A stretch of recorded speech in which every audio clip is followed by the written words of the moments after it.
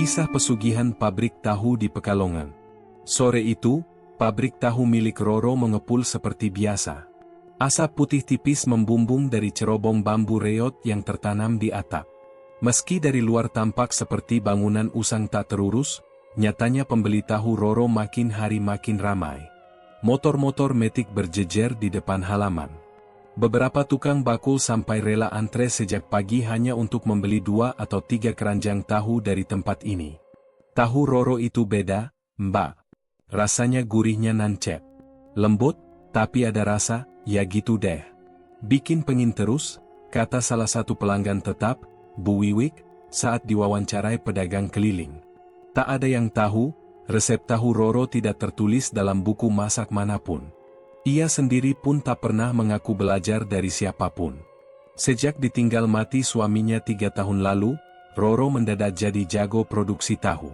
Bukan tahu biasa, tapi tahu yang bikin orang ketagihan setelah 1 gigitan.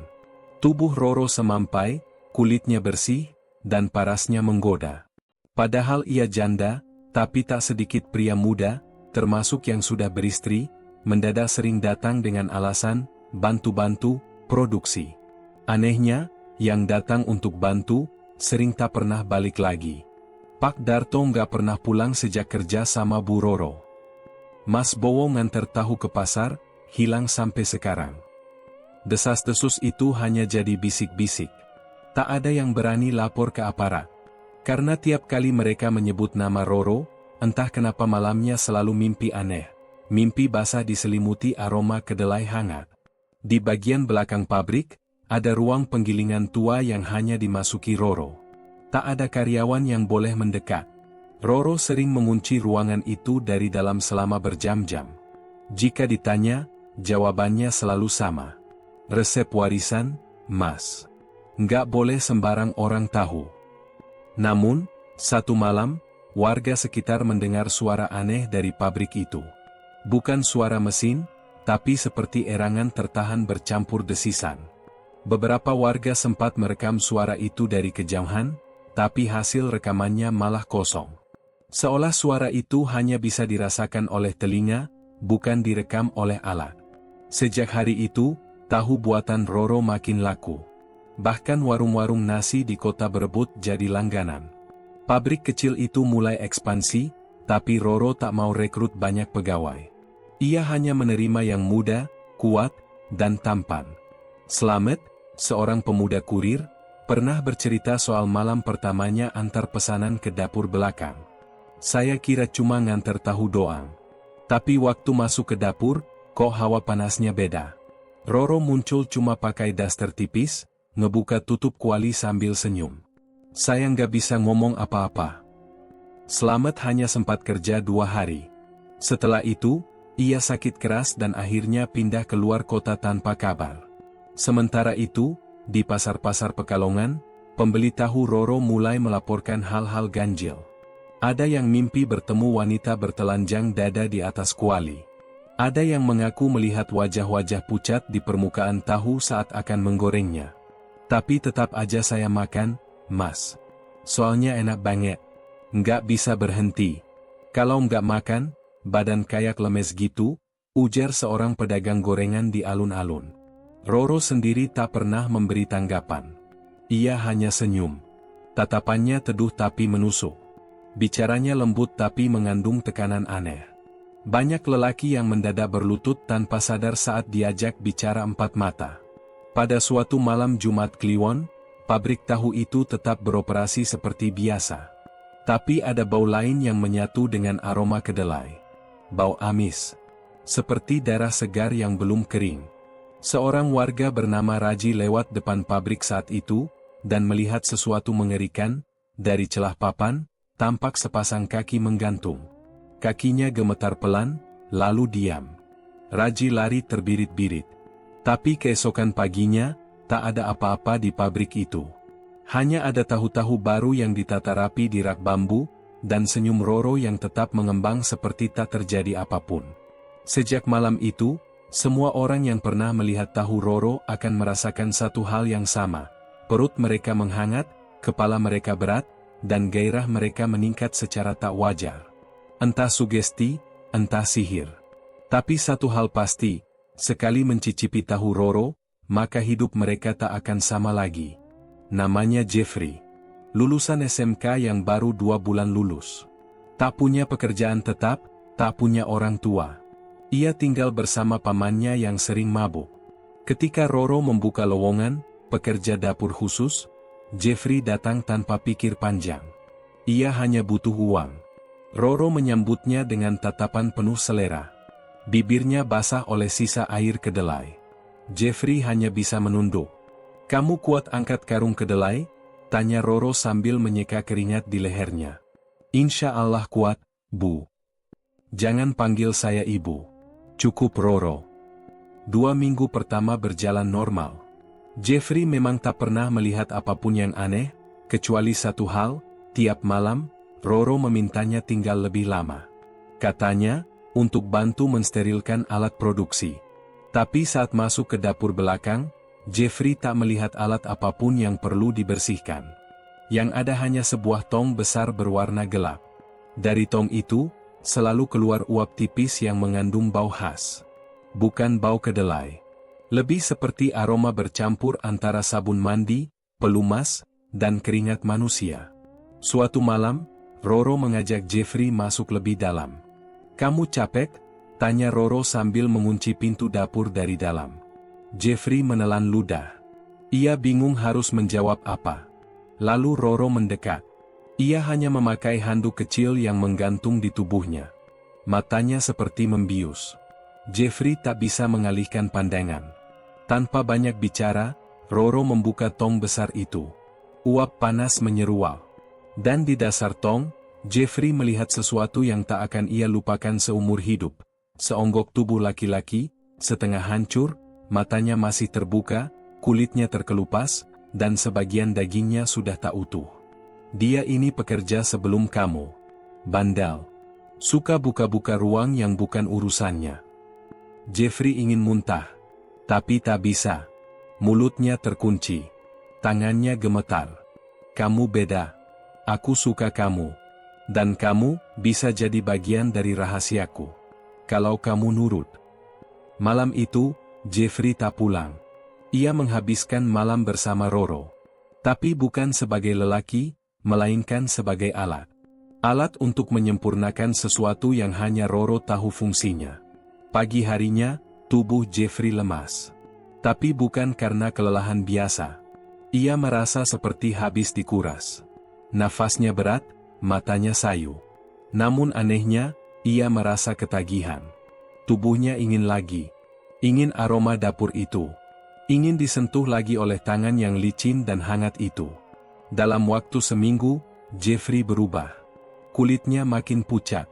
Bibirnya pecah-pecah. Tapi ia tetap datang ke pabrik. Setiap hari. Bahkan hari libur. Ia mulai bicara sendiri, mulai mengigau saat tidur, dan beberapa kali terlihat memeluk karung kedelai sambil tertawa. Paman Jeffrey mencoba membawanya ke orang pintar. Tapi malam sebelum pergi berobat, Jeffrey hilang. Di pagi yang sama, pabrik tahu Roro memproduksi batch baru, tahu ekstra gurih. Roro membagikannya secara gratis ke warga sekitar. Semua yang mencicipi, tersenyum lebar. Lalu diam seperti lupa. Roro hanya duduk di kursi bambu sambil menyeruput kopi. Tangannya mengusap lembut tong besarnya. "Bagus, Jeffrey. Kamu tahu rasa yang sempurna itu seperti apa." Dan dari tong itu, uap hangat terus mengepul, menyebar ke seluruh penjuru Pekalongan. Suroso adalah pensiunan PNS yang baru saja menginjak usia 58 tahun. Ia tinggal tak jauh dari pabrik tahu milik Roro. Sejak mencicipi tahu Roro untuk pertama kalinya di warung langganannya, ia merasa seperti kembali muda. Nafsu makannya meningkat. Badannya yang semula gampang pegal, tiba-tiba bertenaga lagi. Bahkan di ranjang, ia mulai mengejutkan istrinya dengan stamina yang tak ia miliki selama 5 tahun terakhir. "Bapak pakai jamu apa, sih?" tanya sang istri suatu malam. Suroso hanya tertawa. "Tahu, Bu. Cuma tahu." Ketika tahu Roro mulai dijual dalam kemasan khusus, plastik transparan tanpa merek dengan label merah bertuliskan, "Edisi segar", Suroso jadi pelanggan tetap. Ia tak lagi beli di warung. Ia langsung datang ke pabrik, berharap bisa bertemu Roro. Sekali dua kali, ia hanya melihatnya sekilas. Tapi pada kunjungan ketiga, Roro mengundangnya masuk. "Bapak Suroso, ya? Masuk aja. Mau tahu yang segar?" Suroso tak bisa menolak. Roro mengenakan pakaian yang tidak biasa. Kaos ketat tanpa lengan dan celana pendek selutut. Kulitnya berkilau oleh keringat. Tubuhnya harum, tapi bukan parfum biasa, lebih seperti campuran bunga busuk dan ampas kedelai. Ia diajak masuk ke ruangan yang disebut kamar asap. Tempat ini berada di bagian paling ujung pabrik, tersembunyi di balik tumpukan karung kedelai. Tak semua karyawan tahu keberadaannya. Di dalam, suasananya panas, lembab, dan bau anyir samar menyatu dengan aroma fermentasi. Di tengah ruangan, ada tungku besar berbentuk bulat. Di atasnya tergantung jaring-jaring logam berisi potongan tahu setengah matang. Di sekeliling ruangan, terdapat puluhan kendi tanah liat yang ditutup kain hitam. Roro membuka salah satu kendi dan menuangkan isinya ke dalam mangkuk. Warnanya putih kental. Ia menyendoknya, lalu menyuapkan langsung ke mulut Suroso. "Rasakan? Ini yang membuatmu kuat semalam, kan?" Suroso tak tahu harus menjawab apa. Cairan itu asin, tapi ada rasa gurih menyengat. Setelah menelannya, tubuhnya langsung panas. Matanya berair. Nafasnya tercekat. Tapi gairahnya naik drastis. Roro mendekat, duduk di pangkuannya, dan membisikkan sesuatu yang membuat jantungnya berdetak gila. "Kau bisa lebih kuat dari ini, tapi tubuhmu harus menyerahkan sesuatu. Bukan darah. Bukan jiwa. Cuma bagian kecil dari hasratmu." Roro menggigit bibirnya, lalu meremas punggung Suroso. Lelaki tua itu tak bisa menolak. Mereka melakukan hubungan di atas lantai kasar ruangan itu, diiringi suara mendidih dari tungku besar. Setelah selesai, Suroso pingsan. Ketika bangun, ia sudah berada di rumah. Tak ada yang tahu bagaimana ia pulang. Tapi sejak malam itu, ia selalu terbangun setiap pukul 2 pagi. Tubuhnya berkeringat. Di antara sela-sela jari kakinya, muncul bercak putih seperti ampas tahu yang membusuk. Kepalanya terus mendengar bisikan perempuan yang menyuruhnya datang kembali ke kamar asap. Hari keempat, ia menuruti panggilan itu. Ia menyelinap ke pabrik saat malam. Pintu belakang tak terkunci. Asap tebal keluar dari celah-celah kayu. Suara perempuan tertawa terdengar samar. Suroso masuk, mengikuti aroma tajam yang memabukkan. Begitu sampai di kamar asap, ia melihat kendi-kendi kini terbuka. Dari dalamnya keluar cairan putih bergelembung. Di pojok ruangan, tubuh Roro bergerak liar bersama sosok lelaki muda yang tak dikenalnya. Sosok itu menjerit, tubuhnya kejam, namun wajahnya seperti menikmati. Ketika cairan dari kendi itu mengenai kulitnya, sosok itu meleleh perlahan, lalu lenyap menjadi uap. Roro menoleh ke Suroso, telanjang, matanya menyala merah. "Kamu kembali, ya? Bagus. Tubuhmu menyimpan rasa yang lebih tajam. Aku butuh itu malam ini." Suroso tak bisa lari. Kakinya seperti ditahan oleh sesuatu dari lantai. Ia dibaringkan, ditindih, dan dijilat seluruh tubuhnya. Uap dari tungku perlahan menyelimuti mereka. Suroso merasakan orgasme paling aneh sepanjang hidupnya. Setelah itu, kesadarannya hilang. Esok pagi, warga menemukan tubuh Suroso tergeletak di pinggir jalan, basah kuyup, hanya memakai celana dalam. Di keningnya tertulis kata, "Kembali lagi," dengan cairan putih yang membeku. Istrinya membawa Suroso ke rumah sakit jiwa. Tapi Suroso tak bicara sepatah kata pun. Ia hanya memejamkan mata dan tersenyum. Sesekali lidahnya menjilat bibirnya sendiri. Dan di pabrik tahu Roro, produksi meningkat 2 kali lipat minggu itu. Tahu edisi terbaru kini diberi label baru, khusus pria dewasa. Konon, yang makan tahu edisi ini, akan bermimpi basah selama 7 malam berturut-turut. Roro duduk di kursi kayunya sambil memeriksa kendi satu persatu. Di kendi terakhir, Ia menyeka cairan putih dengan jarinya, menjilatnya pelan, lalu terkekeh. Suroso, kamu lezat sekali.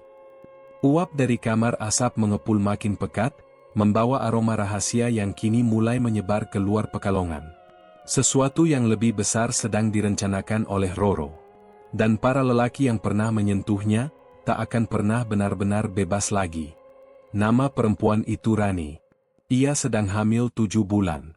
Suaminya, Hendra, adalah buruh pabrik tahu Roro yang baru bekerja 2 minggu. Sejak mengandung, Rani menjadi pemilih soal makanan. Semua terasa pahit, hambar, atau membuatnya muntah. Tapi sejak Hendra membawa pulang tahu Roro, ia makan dengan lahap. Aku nggak ngerti, Ran, ujar Hendra malam itu sambil mengamati istrinya melahap tahu goreng polos tanpa nasi. Kamu biasanya benci tahu. Rani hanya mengangguk. Tahu ini beda. Bayi di perutku pun gak nendang waktu aku makan. Kayak, dia juga suka. Semula Hendra menganggap itu hal wajar. Sampai suatu malam, Rani membangunkannya dengan suara napas terengah. Wajahnya pucat, mata terbelalak. Di sela-sela kakinya, air ketuban mengalir meski usia kandungannya belum cukup bulan. Mereka panik. Tapi sebelum sempat menelepon bidan, Rani tiba-tiba tertidur seperti pingsan. Ketika ia bangun pagi harinya, tidak ada bekas air ketuban. Tidak ada kontraksi. Seolah mimpi buruk itu tak pernah terjadi. Namun Rani berubah. Ia mulai bicara sendiri. Matanya sering menatap kosong. Ia juga kerap menolak makanan lain, hanya mau makan tahu Roro. Bahkan ketika Hendra tak membawanya pulang, Rani nekat ke pabrik sendirian. Petugas jaga sempat melarang, tapi begitu Roro keluar dan melihat perut Rani, ia langsung mempersilakan masuk. Perempuan ini harus masuk, kata Roro pada penjaga. Calonnya sudah menunggu. Tak seorang pun tahu maksud kalimat itu. Rani dibawa ke ruangan dalam yang belum pernah dilihat siapapun. Tempat itu terletak di bawah lantai tempat penggilingan. Ruangannya gelap, berair, dan penuh asap tipis yang sejuk tapi membuat tengkuk merinding. Di sana, hanya ada satu benda, gentong besar berisi cairan putih pekat seperti susu basi. Roro menyuruh Rani duduk di tepi gentong itu. Lalu mulai membisikkan sesuatu ke perutnya, bukan ke telinga. Rani mendadak menangis. Tapi bukan karena takut. Air matanya keluar deras sementara tubuhnya gemetar, seolah orgasme spiritual. Tahu yang kamu makan bukan makanan biasa, bisik Roro pelan. Itu jalan menuju kekuatan. Dan rahimmu menyimpan benih baru. Tahu yang tumbuh dari dalam. Rani mengerang. Cairan putih dari gentong mulai memercik ke tubuhnya, membakar kulitnya sedikit demi sedikit. Tapi anehnya ia tak berteriak kesakitan. Justru senyuman gila muncul di wajahnya. Sementara itu, Hendra mulai mencium keanehan di pabrik. Ia menemukan buku catatan tua yang disembunyikan di bawah lantai tempat mesin pengukus bekerja. Buku itu ditulis dengan tangan kasar, berisi daftar nama-nama orang yang hilang, lengkap dengan tanggal, dan catatan singkat seperti, bagian paha bagus, atau, rahim subur, ulangi di bulan ke-8. Nama terakhir yang tertulis, Rani, untuk kelahiran baru. Hendra panik. Ia berusaha menemui Roro, tapi ditolak mentah-mentah. Ia tak diberi izin meninggalkan pabrik. Gajinya ditahan. Rekan-rekan kerjanya hanya menggeleng takut saat ia bertanya. Bahkan satpam menatapnya dengan tatapan kosong, seperti orang mati rasa. Pada malam ketiga sejak Rani terakhir pulang, Hendra menyusup ke area bawah penggilingan. Ia berhasil membuka pintu baja kecil dengan besi bekas. Di dalam, ia melihat istrinya duduk diam di depan gentong besar. Cairan putih masih mengalir seperti lendir dari tepiannya. Roro berdiri di belakangnya, menyisir rambut Rani yang tampak tak bernyawa. Hendra berteriak, tapi tak ada suara keluar dari mulutnya. Ia hanya melihat mata istrinya terbuka perlahan. Bola matanya kini berwarna abu-abu. Tangannya memegang perutnya yang tiba-tiba membesar 2 kali lipat. "Esestet, janinmu akan menjadi tahu pertama yang bisa bicara," kata Roro dengan suara rendah dan datar. Tubuh Hendra kaku. Ia terjatuh, mulutnya berbuih. Rani bangkit perlahan dan menghampirinya, mengelus wajahnya dengan lembut. "Jangan marah, Mas. Anak kita akan jadi makanan paling dicari di Pekalongan." Setelah malam itu, Hendra hilang. Pabrik tahu Roro mengeluarkan edisi baru, tahu berbentuk bulat pipih dengan aroma manis menyengat. Pelanggannya meningkat drastis. Wanita hamil mulai berdatangan, katanya ingin menyusui bayi yang pintar sejak dalam kandungan. Rani kini tinggal di pabrik. Perutnya tetap besar, tak juga melahirkan. Tapi ia berjalan dengan tenang, membawa nampan tahu ke truk pengantar, sambil terus mengelus perutnya yang kadang bergerak seperti ada banyak tangan kecil dari dalam. Roro mengamati dari jendela atas. Di tangannya, sepotong kecil hati bayi yang sudah diasinkan sedang dikunyah perlahan. "Kamu akan jadi produk paling laris," gumamnya sambil tertawa pelan. Pekalongan mulai berubah. Dan tahu bukan lagi makanan sederhana. Ia menjadi bagian dari sesuatu yang tak bisa dijelaskan, tapi tak bisa dihentikan. Namanya Bayu. Ia anak muda dari desa perbatasan Batang, merantau ke Pekalongan demi mencari kerja. Saat mendengar lowongan dari pabrik tahu Roro, ia langsung daftar tanpa pikir panjang. Uangnya hanya tersisa 100.000 dan setumpuk utang keluarga di kampung. Proses rekrutmennya cepat, bahkan aneh.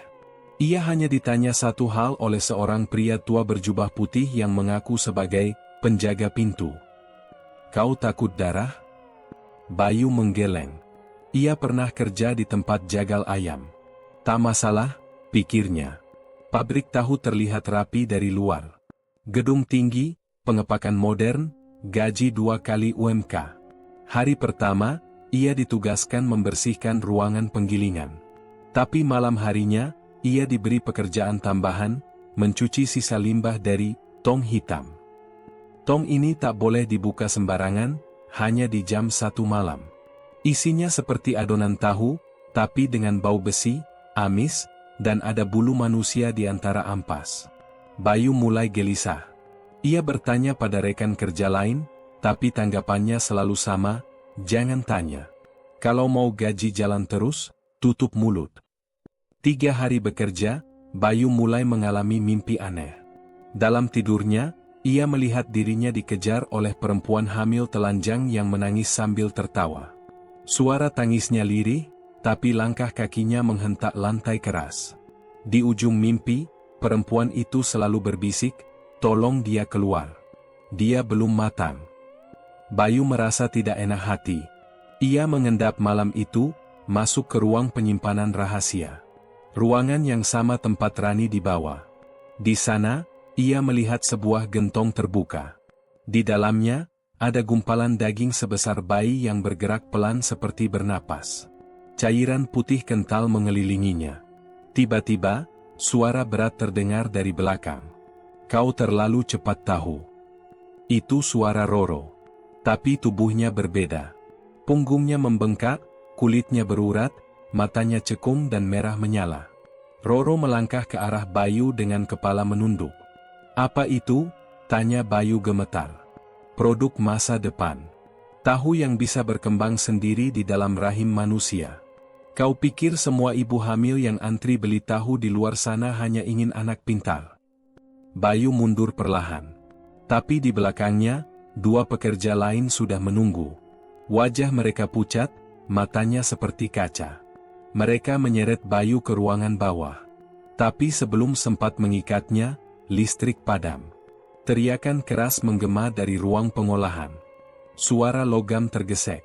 Diikuti aroma darah panas. Lampu menyala lagi. Para pekerja panik. 3 truk pengantar tahu yang seharusnya berangkat pagi itu ditemukan terbalik di luar gerbang. Supirnya tak ada. Hanya darah mengalir ke selokan. Warga sekitar mulai berkumpul. Beberapa dari mereka mencium bau daging panggang dari cerobong pabrik. Seperti aroma sate, tapi bercampur amis. Bayu berhasil kabur. Ia sembunyi di loteng pabrik selama 2 hari. Dari sana, ia melihat Rani berjalan setiap malam menuju ruang bawah. Perutnya kini tak lagi bulat. Pipi seperti sebelum hamil. Tapi di tangannya, ia selalu membawa nampan berisi tahu bentuk baru. Tahu-tahu kecil seperti janin. Ada yang seukuran telur, ada yang seperti potongan tulang jari. Bayu tak sanggup lagi. Malam ketiga, ia nekat keluar dari loteng, berlari keluar pabrik. Tapi gerbangnya terkunci. Ia menabrak penjaga dengan balok kayu, mencuri motor dan melarikan diri ke jalan desa. Ia sampai ke rumah seorang mantan pekerja bernama Pak Wiryo, yang pernah disebut rekan kerjanya. Wiryo sudah tua, tinggal di rumah reot dekat sungai kecil. Begitu melihat Bayu, wajahnya pucat. "Kau lihat apa di pabrik itu?" Bayu menceritakan semuanya. Wiryo mengangguk perlahan. "Aku dulu yang bantu bikin ruangan penggilingan itu. Awalnya memang tahu biasa. Tapi waktu pemilik lama bangkrut, Roro datang. Dia bawa kitab. Katanya dia belajar dari gunung di selatan. Ilmu bikin tahu dari tubuh manusia." Bayu nyaris muntah. "Yang kau lihat di gentong itu," lanjut Wiryo, "bukan janin. Itu bagian dari ritual. Tahu dari tubuh manusia itu tumbuh sendiri, berkembang. Kalau yang dikorbankan perempuan hamil, tahu yang dihasilkan bisa memperpanjang umur pemiliknya. Tahu yang hidup." Bayu menatap langit malam. Angin membawa aroma tahu yang sangat dikenalnya. Bahkan di tempat sejang ini, baunya masih menempel di udara. Ia tahu, semua belum selesai. Dan pabrik itu tak akan berhenti. Pagi harinya, sebuah mobil van bertuliskan, "Distribusi Tahu Roro Cabang Batang," parkir di ujung jalan rumah Pak Wiryo. Di dalamnya, Rani duduk di belakang sopir, membawa satu kotak pendingin. Isinya, tahu dengan sidik jari bayi masih terlihat jelas di permukaannya. Bayu tak bisa tidur sejak malam itu. Meski sudah bersembunyi di rumah Pak Wiryo, rasa dikejar tidak pernah hilang. Tiap malam, ia mendengar suara rantai terseret dari luar rumah. Sesekali, suara bayi menangis dari arah sungai. Ia mulai menghubungkan semuanya dengan keberadaan gudang besar di ujung pabrik, yang selama ini tidak pernah dibuka. Gudang itu dulunya tempat penyimpanan kedelai impor, jelas Pak Wiryo. Tapi sejak Roro datang, dia tutup semua jalur masuknya. Cuma satu pintu dari arah belakang pabrik yang masih dipakai. Pintu besi itu dijaga ketat. Bayu tidak puas. Ia merasa sesuatu yang lebih mengerikan disembunyikan di sana. Saat malam tiba, ia kembali ke pabrik, menyelinap dari arah parit yang dulunya ia bersihkan. Parit itu terhubung ke ruang mesin dan dekat dengan pagar gudang. Ia menunggu hingga jam 3 dini hari. Udara lengket, bau fermentasi menusuk. Seorang pria dengan jas laboratorium masuk ke area gudang membawa keranjang besar. Isi keranjang ditutup kain putih, tapi ada tetesan darah dari sudutnya. Bayu mengikuti dari kejauhan. Pria itu mengetikkan sandi ke sebuah kotak besi. Pintu terbuka. Begitu ia masuk, Bayu cepat-cepat menyelipkan batu ke celah pintu agar tidak tertutup penuh. Beberapa detik kemudian, ia masuk. Gudang itu jauh lebih luas dari yang ia bayangkan. Ruangannya remang, dipenuhi rak logam dengan toples-toples besar berisi cairan kuning. Di dalam setiap toples, terdapat potongan tubuh manusia. Ada lengan kecil, tengkorak, bahkan satu kepala yang masih utuh dengan mata terbuka. Tiba-tiba Bayu mendengar seseorang bernapas keras. Ia bersembunyi di balik drum logam. Dari celah drum, ia melihat wanita tua dengan tubuh kurus tinggi, memakai gaun putih yang sobek di bagian pinggul. Ia membawa ember logam penuh darah, lalu menyiramnya ke arah satu kotak besar di pojok. Kotak itu bergerak. Dari balik kisi-kisi, terdengar suara garukan. Seperti kuku yang mencoba mencabik sesuatu. Lalu terdengar erangan seperti orang yang menahan lapar. Bayu mendekat perlahan. Ia tak bisa melihat isi kotak, tapi di sebelahnya ada papan nama bertuliskan, "Benih 12, Ibunda." "Benih?" bisik Bayu. "Benar. Benih dari daging suci," terdengar suara di belakangnya. Roro berdiri di sana, mengenakan pakaian hitam panjang yang dipenuhi bercak merah.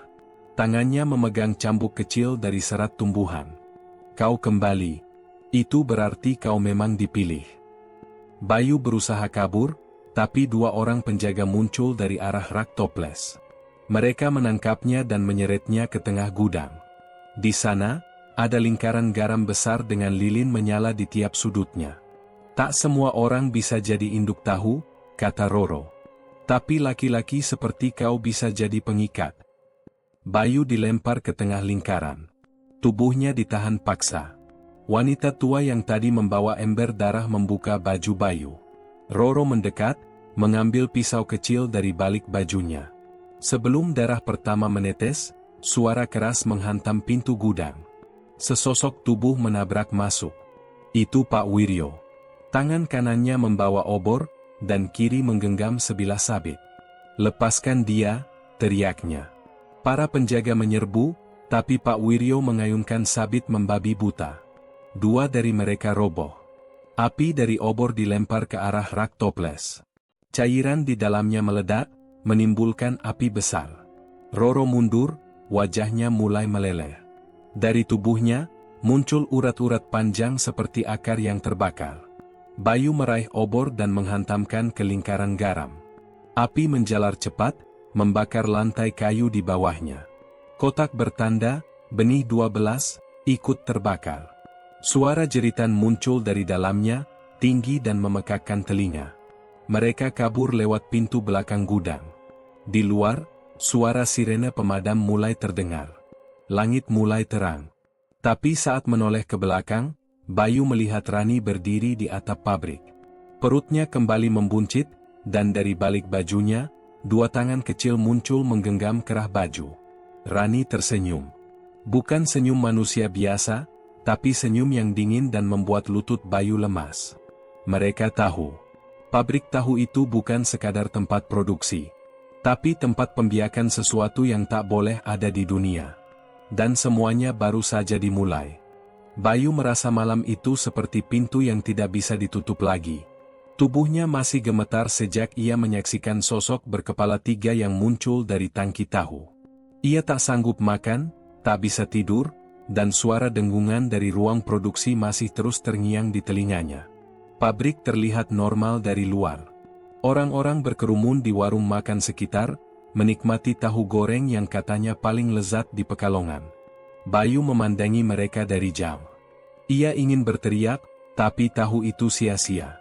Semua yang masuk ke pabrik tahu itu, lambat laun akan ikut terserap ke dalam sistemnya. Seolah pabrik itu hidup, dan tak bisa dihentikan. Malam harinya, Bayu kembali ke sekitar area pabrik, menyelinap melalui saluran limbah di belakang. Ia tak membawa apapun, hanya senter kecil dan pisau lipat. Saluran itu dingin, beraroma asam, licin oleh sisa cairan fermentasi. Di dalam, ia merangkak dalam gelap, melewati sarang tikus dan lalat, sampai tiba di sebuah celah sempit dengan tulisan, lantai 7, hanya yang terpilih. Ia masuk, dan mendapati ruang kosong yang luas, dipenuhi bekas pakaian, potongan kuku, dan tulang-tulang kecil. Ada suara dari ujung ruangan, suara nyanyian perempuan. Bayu mengikuti suara itu, dan tiba di sebuah ruangan melingkar yang dipenuhi lilin merah. Di tengahnya, ada meja batu. Di atasnya tergeletak tubuh perempuan muda dengan perut membesar. Nafasnya berat. Di sekelilingnya, 4 wanita berpakaian seragam buruh berdiri sambil menyanyikan mantra. Roro muncul dari balik tirai, membawa baskom penuh cairan putih kental. Wajahnya bersih tanpa riasan, tapi mata dan mulutnya hitam seperti habis terbakar. Ia menuangkan cairan itu ke mulut perempuan hamil. Perempuan itu menjerit, tubuhnya menggeliat, lalu diam. Kami hanya menerima darah dari yang murni. Benih harus sempurna, ucap Roro sambil menengadah. Seketika, dari bawah meja, muncul tangan-tangan kecil, seperti milik anak-anak. Mereka menarik tubuh perempuan itu ke bawah. Tak ada suara. Hanya bunyi cairan tumpah dan tulang retak. Bayu mundur perlahan, tapi tak sadar menyenggol rantai besi di dekat kakinya. Suara gemerincingnya menggema. Semua mata langsung menoleh. Roro menatap tajam ke arah tempat Bayu bersembunyi. Keluar, katanya. Kita sudah menunggumu.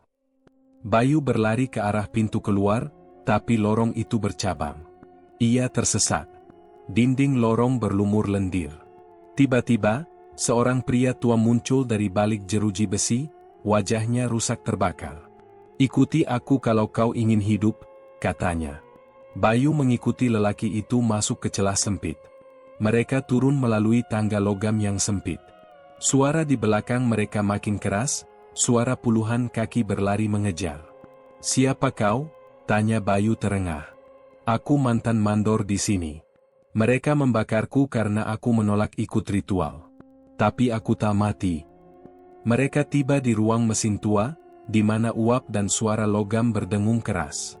Lelaki tua itu menunjukkan deretan toples kaca besar. Di dalamnya, ada kepala-kepala manusia dengan mata terbuka. Itu tahu istimewa yang mereka banggakan. Setiap kepala diubah jadi fermentasi. Bayu muntah. "Kita harus hentikan ini." Lelaki tua itu tersenyum. "Kau bisa, kalau berani. Tapi kau harus jadi bagian dari mereka dulu." Bayu bingung. "Maksudmu?" "Roro menyukai darah muda.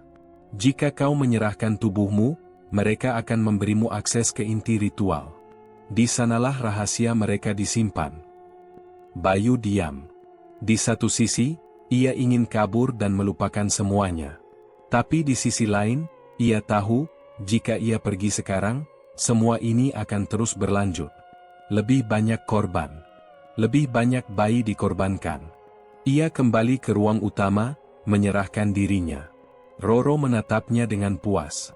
"Akhirnya kau memilih jalanmu." Mereka memakaikannya kain putih, lalu membaringkannya di atas meja batu. Di sekelilingnya, para wanita mulai menyanyikan lagu aneh. Roro duduk di dekat kepala Bayu. "Tubuhmu akan jadi pintu. Tapi ingat, sekali pintu dibuka, tak akan bisa ditutup kembali." Bayu menutup mata.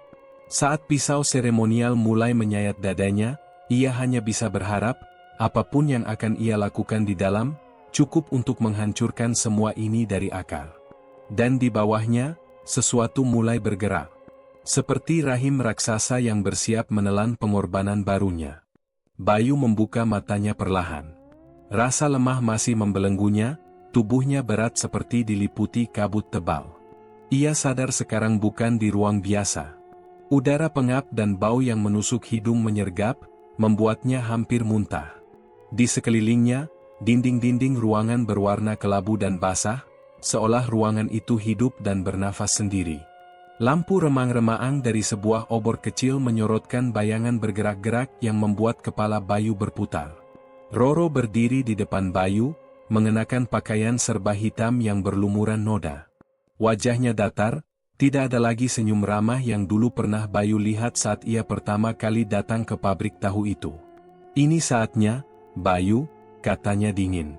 "Kamu sudah melewati tahap awal. Sekarang tubuhmu harus menyatu dengan proses ini." Bayu mencoba menggerakkan tubuhnya, tapi seolah ada tali tak terlihat mengikatnya ke lantai yang basah. Sebuah meja logam besar berdiri di tengah ruangan, berisi cairan kental berwarna kekuningan yang bergelembung perlahan. Bau busuk yang menusuk berasal dari cairan itu. Tubuh Bayu diangkat dan perlahan diturunkan ke dalam cairan tersebut. Rasa panas merambat ke seluruh tubuhnya begitu ia tenggelam.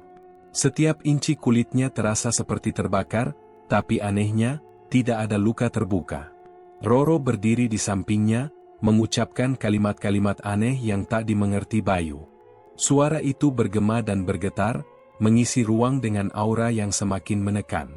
Ketika Bayu mencoba membuka mulut untuk berteriak, ia hanya bisa mengeluarkan suara serak yang terdengar seperti bisikan tenggelam. Tubuhnya berubah-ubah, seolah menyatu dengan cairan kotor yang mengelilinginya. Ia merasakan perubahan dalam dirinya, sesuatu yang tidak bisa dijelaskan dengan logika biasa. Sekelilingnya, Bayu melihat bayangan yang samar-samar melayang, bentuk-bentuk manusia yang terperangkap dalam cairan serupa. Mereka tampak seperti terperangkap dalam mimpi buruk abadi, mata mereka terbuka lebar, menatap kosong ke kejauhan tanpa bisa bergerak. Bayu merasakan ketakutan yang mengakar kuat, karena ia tahu itu adalah para korban sebelumnya. Roro mengangkat kendi berisi cairan berwarna merah gelap dan meneteskan beberapa tetes ke kepala Bayu. Cairan itu terasa dingin dan licin, lalu perlahan menyebar ke seluruh tubuhnya. Bayu merasa ada sesuatu yang merayap masuk ke dalam pembuluh darahnya, sesuatu yang asing dan gelap. Tahap terakhir ini akan menentukan nasibmu, Bayu. Kamu bukan hanya korban, kamu akan menjadi bagian dari kekuatan pabrik ini. Kekuatan yang lebih besar dari apapun yang pernah kamu bayangkan, kata Roro dengan suara serak. Tubuh Bayu mulai merasakan sensasi aneh. Ia merasa pikirannya terbuka, ada suara-suara yang masuk tanpa diundang. Suara-suara itu memanggilnya, menawarkan kekuatan dan kebebasan jika ia mau menyerah. Bayu melawan dengan sekuat tenaga, tapi tubuhnya semakin melemah.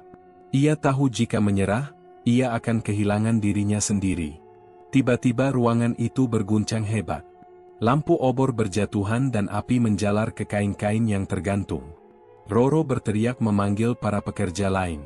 Bayu melihat kesempatan itu dan berusaha menggerakkan tubuhnya. Dengan sisa tenaga terakhir, ia merangkak keluar dari cairan fermentasi.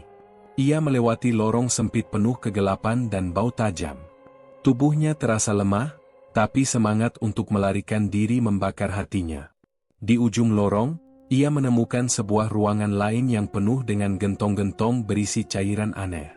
Setiap gentong mengeluarkan suara aneh seperti rintihan. Bayu tahu cairan itu bukan sembarangan, itu adalah inti dari ritual pesugihan pabrik tahu yang membuat tahu di pabrik itu memiliki rasa dan kekuatan mistis. Bayu mengingat ucapan lelaki tua yang pernah membantunya, untuk menghancurkan semuanya, bakar sumbernya. Ia mencari sesuatu yang bisa memicu api di dalam ruangan itu. Tangannya gemetar saat ia menemukan sebatang korek api usang di sudut ruangan. Dengan napas berat, Bayu mengobarkan api di dekat gentong-gentong tersebut. Api mulai membesar dengan cepat, menjilat ke segala arah.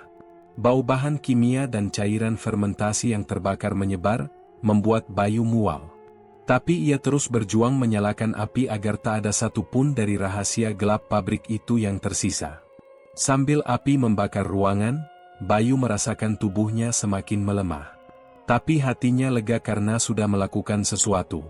Di kejauhan, terdengar teriakan histeris dan suara langkah tergesa-gesa dari arah Roro dan para pengikutnya. Api semakin membesar, menelan segala sesuatu tanpa ampun. Saat nyawanya hampir habis, Bayu menatap ke atas. Cahaya redup menyinari ruangan yang perlahan runtuh. Ia tahu, setelah malam ini, pabrik tahu dan segala kejahatannya akan lenyap, setidaknya untuk sementara.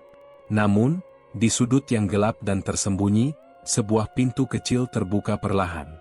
Dari balik pintu itu, suara berat dan dingin berbisik, "Ini baru permulaan." Sisa asap hangus masih mengepul dari reruntuhan pabrik tahu saat Bayu tergeletak lemah di pinggir jalan kecil.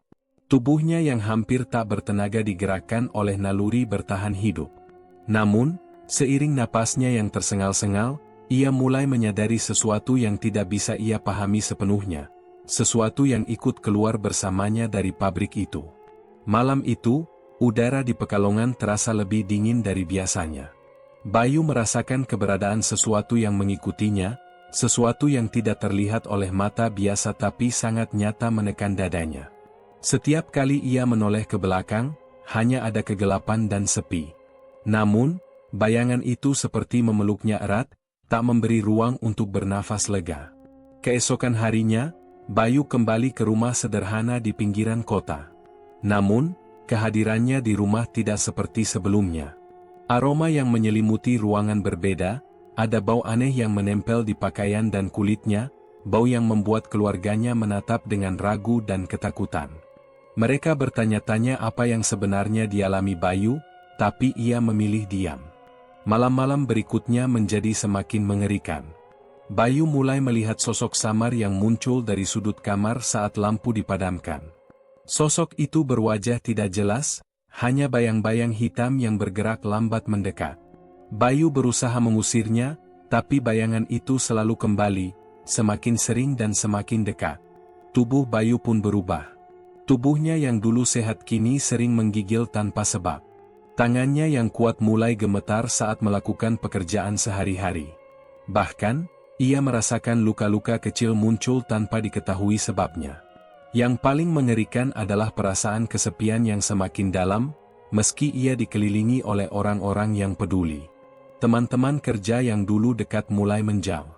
Mereka menghindari Bayu, menatapnya dengan tatapan penuh waspada. Bisik-bisik tentang kejadian di pabrik tahu yang terbakar mulai menyebar ke seluruh kota. Orang-orang menganggap Bayu membawa kutukan dari tempat itu. Suatu malam, Bayu duduk termenung di teras rumahnya. Angin malam berhembus pelan membawa aroma laut yang khas. Tiba-tiba, sebuah suara lirih terdengar dari dalam rumah. Bayu berbalik, tapi tidak ada siapa-siapa. Namun, suara itu kembali, kali ini lebih jelas. "Bayu, jangan lari." Rasa dingin merayap dari leher hingga ke seluruh tubuh. Bayu merasa seolah dipanggil oleh sesuatu yang tak terlihat. Ia mencoba mengabaikan suara itu, tapi suara itu mengganggu tidurnya, masuk ke dalam mimpinya. Dalam mimpi, ia kembali ke pabrik tahu, ke ruang fermentasi yang mengerikan itu. Ia melihat wajah-wajah orang yang pernah menjadi korban, memohon tolong namun tak mampu bergerak. Keesokan harinya, Bayu berusaha mencari tahu lebih dalam tentang sejarah pabrik tahu yang telah hancur. Ia pergi ke perpustakaan kota, mencari arsip lama yang bisa memberinya jawaban. Dari tumpukan koran kuno dan catatan kecil, Bayu menemukan fakta mengejutkan. Pabrik tahu itu dulunya milik seorang dukun yang sangat berpengaruh di Pekalongan. Konon, dukun tersebut menjalin perjanjian gelap dengan makhluk gaib demi kekayaan dan pengaruh. Ritual-ritual di pabrik tidak hanya untuk menciptakan tahu lezat, tapi juga sebagai persembahan agar keberuntungan selalu menyertai usaha itu. Korban-korban yang menghilang adalah tumbal yang dipersembahkan dalam proses tersebut. Bayu merasakan ketakutan yang dalam. Semua yang ia alami ternyata terkait dengan perjanjian kotor itu. Ia tahu, meski pabrik telah hangus terbakar, kutukan dan bayang-bayangnya masih mengikuti. Ia harus menemukan cara untuk mengakhiri siklus itu sebelum ia benar-benar kehilangan dirinya.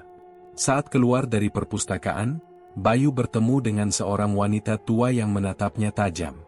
Wanita itu memperkenalkan diri sebagai Mbok Sari, seorang paranormal yang sudah lama mengawasi pabrik tahu tersebut. Mbok Sari memperingatkan Bayu bahwa kutukan tidak bisa hilang dengan hanya membakar bangunan. "Kamu harus membersihkan semua sisa energi jahat yang menempel padamu," katanya serius. Bayu mendengarkan dengan seksama. Mbok Sari menawarkan bantuan untuk melakukan ritual pembersihan dan mengusir roh-roh jahat yang melekat. Namun, ritual itu tidak mudah dan berbahaya. Bayu harus mempersiapkan diri menghadapi kemungkinan terburuk. "Ini bukan hanya tentang hidup dan mati, Bayu. Ini soal jiwamu yang harus kau pertahankan," ujarnya dengan suara berat. Bayu setuju tanpa ragu. Ia tahu tidak ada jalan lain. Malam itu, mereka mengumpulkan alat-alat dan bahan-bahan untuk ritual di sebuah rumah terpencil di pinggiran kota. Udara dingin dan sunyi mengiringi persiapan yang penuh ketegangan. Saat ritual dimulai, ruangan dipenuhi oleh asap dupa dan suara mantra yang diulang-ulang. Bayu merasakan getaran kuat di seluruh tubuhnya, seolah energi gelap melawan dengan keras. Sesekali terdengar bisikan dan tawa kecil yang membuat bulu kuduk berdiri. Tapi Mbok Sari terus membimbingnya, menguatkan hati Bayu untuk tetap fokus. Proses itu berlangsung berjam-jam, dan ketika ritual mencapai puncaknya, sebuah cahaya putih menyilaukan memenuhi ruangan. Bayu merasa beban berat mulai terangkat dari pundaknya. Namun, saat cahaya mereda, ia sadar satu hal yang mengerikan, bayangan gelap yang selama ini mengikutinya tidak hilang sepenuhnya. Mbok Sari menatap Bayu dengan ekspresi cemas. "Ini baru awal, Bayu. Bayang-bayang itu adalah bagian dari dirimu sekarang. Kamu harus hidup bersama mereka dan mencari cara lain untuk benar-benar bebas." Bayu merasakan ketegangan dan keputusasaan sekaligus. Ia tahu perjalanan ini belum berakhir. Malam semakin larut, dan suara-suara bisikan di kepalanya kembali semakin jelas. Ia harus melangkah lebih jauh dari yang pernah ia bayangkan, menghadapi kegelapan yang bahkan tidak pernah ia ketahui sebelumnya.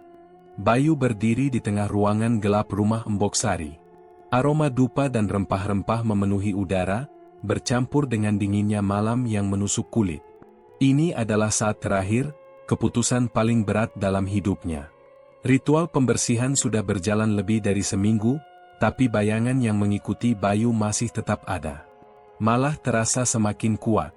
Embok Sari menatap Bayu dengan pandangan serius, tanpa ada sedikit pun rasa ragu.